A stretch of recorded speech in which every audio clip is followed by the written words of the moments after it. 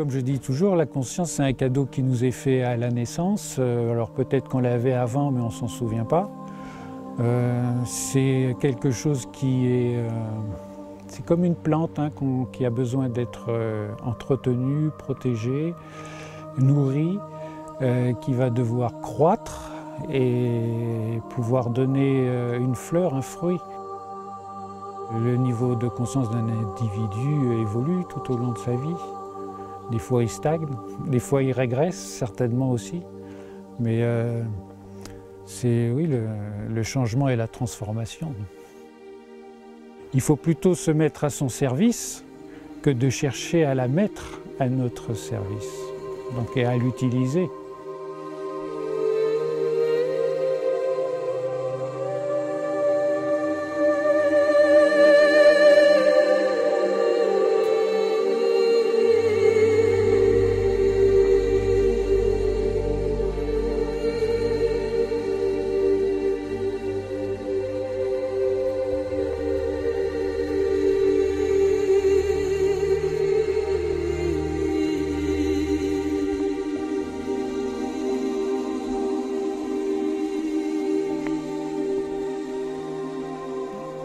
L'observation et l'attention, être attentif.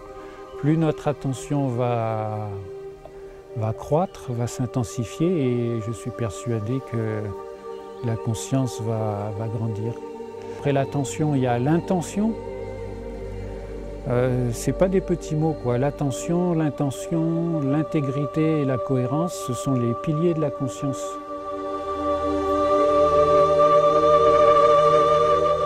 Et alors, il y a un ordre, hein. Je pense que l'attention précède l'intention. Et de la même façon, en cultivant l'attention et l'intention, va petit à petit naître l'intégrité.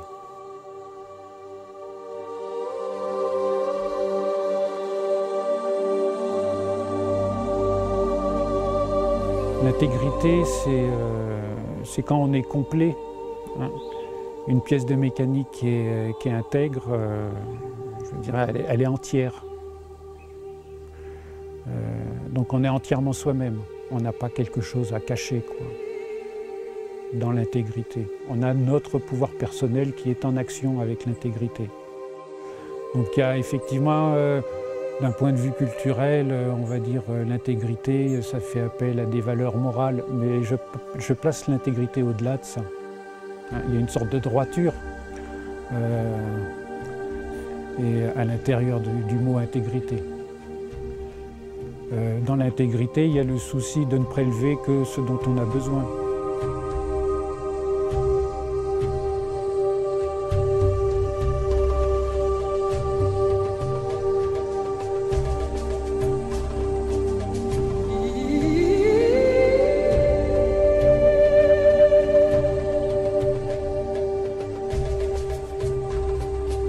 L'attention, l'intention et l'intégrité amènent, par la force des choses, à une cohérence dans notre façon de penser, de ressentir et d'agir.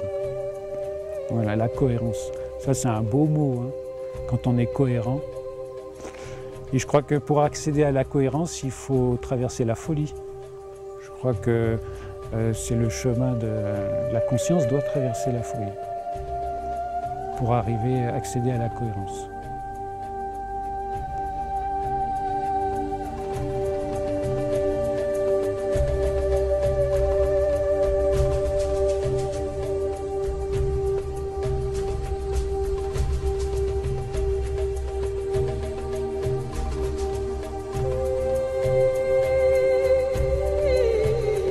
Quelqu'un qui est attentif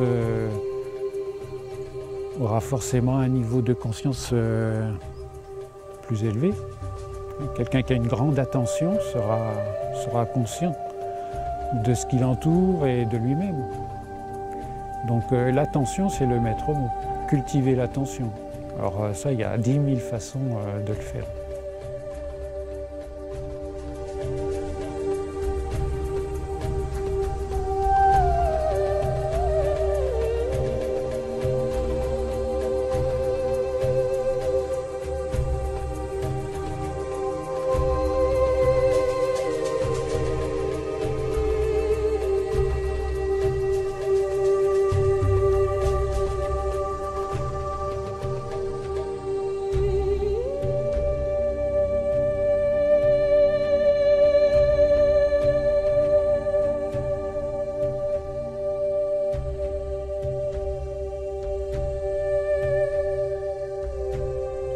On peut sentir les choses. Quand on est relié à son intuition, l'intuition a été atrophiée dans notre éducation, mais l'intuition est un outil qui permet de prévoir des événements avant qu'ils se produisent. Les animaux peuvent sentir l'arrivée d'un cyclone, etc. Un pratiquant d'arts martiaux va développer son intuition. C'est un outil fantastique. Il est beaucoup plus rapide que le mental, l'analyse ou le raisonnement. Il est fulgurant. Il est au-delà de l'espace et du temps. C'est un outil fabuleux. On peut sentir les choses avant qu'elles arrivent. C'est votre intuition. Ça existe vraiment, ça.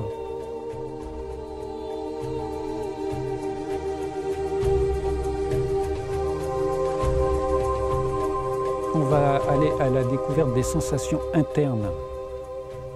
Les sensations sont d'ordre physique. On a des capteurs qui nous envoient des informations. Et grâce à une écoute, la lecture des informations qui nous parviennent devient de plus en plus fine. Et donc cette information, on va pouvoir la traiter. Voilà. Donc ça, c'est une écoute interne. Donc par opposition, il faut voir comment le monde aujourd'hui essaye de capter notre attention vers l'extérieur. Donc tout travail de méditation, toute technique de méditation consiste essentiellement à tourner le regard et l'écoute vers l'intérieur du corps. Donc la porte de sortie, elle est là. C'est vraiment à l'intérieur.